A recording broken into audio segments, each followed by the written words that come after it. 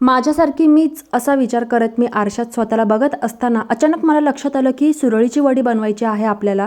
आणि जी खूप दिवसापासून माझ्या डोक्यात होती का बनवायचं बनवायचं म्हणून, पण त्याला काही मुहूर्त लागत नव्हता.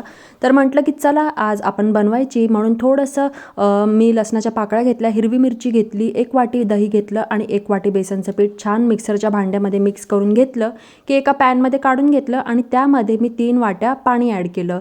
सर्व मिश्रण छान शिजवून घेतलं की किचन ओट्यावरती मस्त असं पसरवून घेतलं होतं आणि थंड झालं की त्याला अशा कट करून घेतल्या आणि त्याच्या अशा मस्त रोल करून घेतल्या वड्या.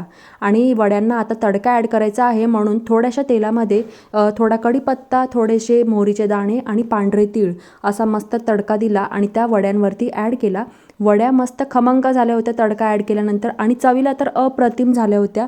ह्या वड्यांची रेसिपी जर तुम्ही कधी ट्राय केली नसेल तर नक्की ट्राय करा आणि जर आपला व्हिडिओ आवडला असेल तर लाईक करायला विसरू नका.